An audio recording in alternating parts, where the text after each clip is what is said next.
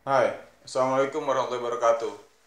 Pernahkah Anda berdiri di pinggir jalan ketika malam hari?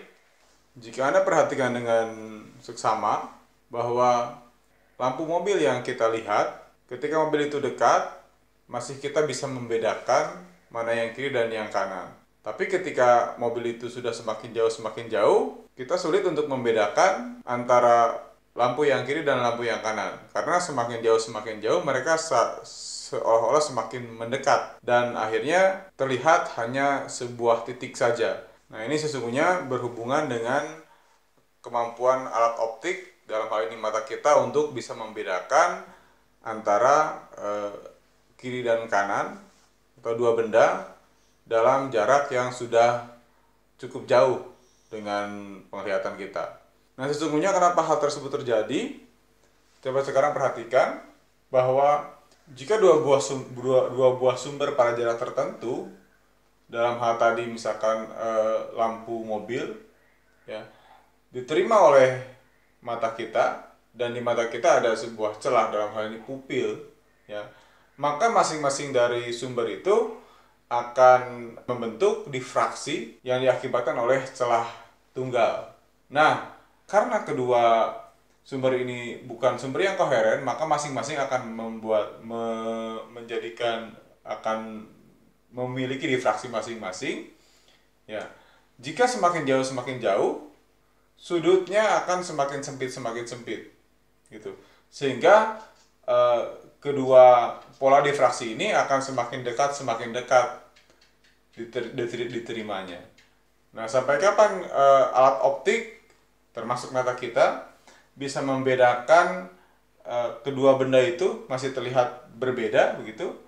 Menurut Huygens bahwa kedua benda tersebut akan terbedakan sampai terang pusat dari difraksi yang dihasilkan oleh sumber yang pertama itu berimpit dengan gelap ke satu dari difraksi yang dihasilkan oleh sumber yang kedua, seperti ini. Nah, dari persamaan di celah tunggal kita mengetahui, ya, untuk memahami bagaimana celah tunggal silahkan eh, ditonton videonya, linknya disediakan di layar.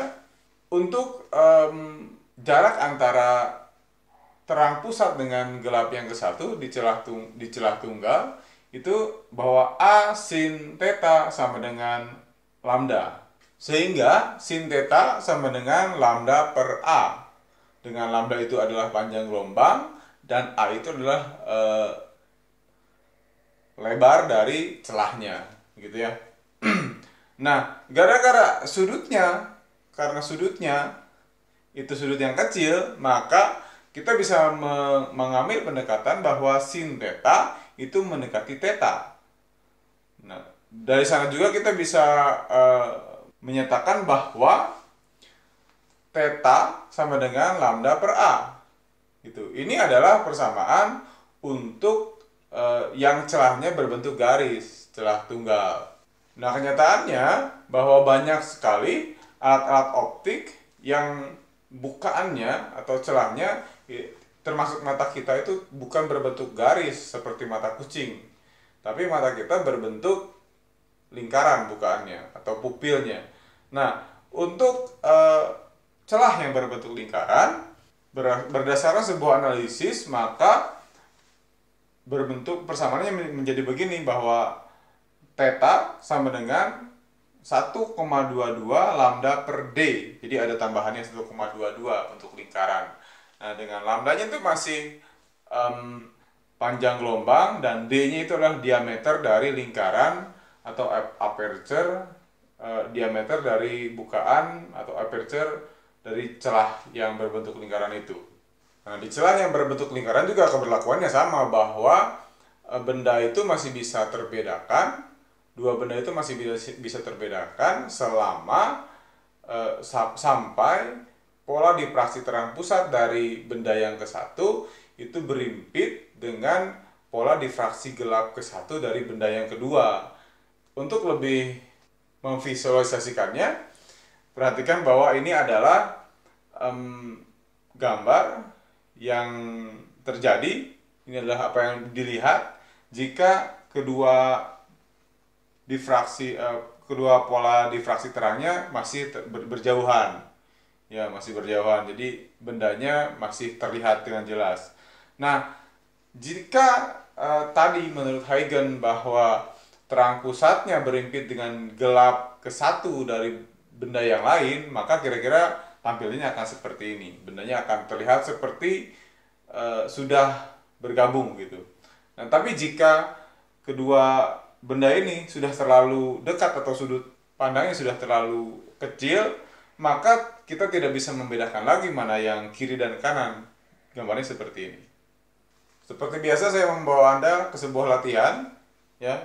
Misalkan cahaya dengan panjang gelombang 589 nanometer digunakan untuk mengamati benda dengan menggunakan mikroskop. Jika bukaan lensa objektif berdiameter 0,9 cm, berapakah sudut minimal resolusinya? Ya. Nah, karena diameter berarti bukaannya atau celahnya berbentuk lingkaran. Nah, sehingga kita bisa memasukkan kebersamaan bahwa theta sama dengan 1,22 kali lambda per D. Sehingga 1,22 kali 589 kali 10 pangkat minus 9 meter, ya, kita mengubah dari nanometer ke meter, dibagi 0,9 kali 10 pangkat minus 2 meter.